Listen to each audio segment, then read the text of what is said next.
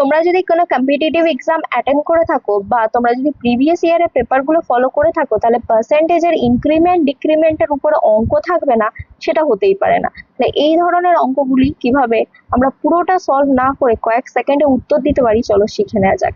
এখানে দেখো বলা হচ্ছে একটি নির্দিষ্ট পণ্যের দাম 12% বৃদ্ধি পেয়েছে, মানে প্রাইসটা কি হচ্ছে, দামটা কি হচ্ছে 12% বেড়ে গেছে, একটা প্রোডাক্টের প্রাইস বেড়ে গেছে। একজন ভোক্তা যদি পণ্যটির উপর তার খরচ আগের মতোই রাখতে চায়, মানে যে এক্সপেন্ডিচারটা একজন কনজিউমার করছে সেটা যদি ফিক্সড রাখতে চায়, মানে টোটাল এক্সপেন্ডিচারটা সে কোনোভাবেই চেঞ্জ করতে চাইছে না, তাহলে সেই জিনিসের উপরে তার খরচ কত শতাংশ কমবে, মানে সেই কনজাম্পশনটা তাকে কতটা কমাতে হবে।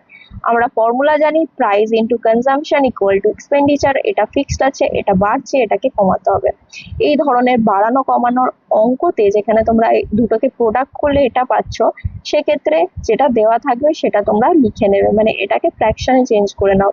12/100 12%, মানে যেহেতু কমাতে হবে সবসময় নিউমারেটরটাকে সেম রাখবে, নিউমারেটরটা কোনোদিন চেঞ্জ হবে। কমাতে যেহেতু হবে তাই জন্য যেটা দিয়ে ভাগ করবে সেটাকে বাড়িয়ে দেবে।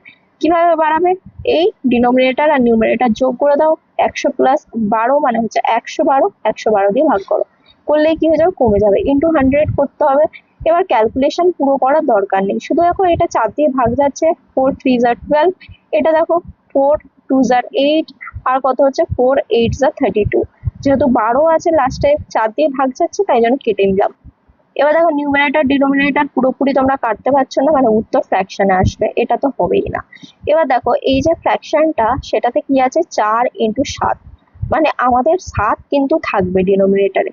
কোথায় দেখো 7 আছে, অপশন নাম্বার 4 আছে শুধুমাত্র। তাহলে অপশন নাম্বার 4 তোমরা ডিরেক্টলি না ক্যালকুলেট করে আনসার করে দিতে পারবে, ক্যালকুলেট করতে চাইলে পড়ে দেখো তোমরা এটাই পাবে। এভাবে যদি কয়েক সেকেন্ডে কিভাবে উত্তর করতে চাও সেগুলো শিখে নিতে চাও, তাহলে অবশ্যই যুক্ত হও গণিত বিজয়ের সাথে। দেখা হচ্ছে পরবর্তী ভিডিওতে আরো এরকম অসাধারণ ট্রিক এবং কনসেপ্ট নিয়ে। সঙ্গে থাকো, শিখতে থাকো।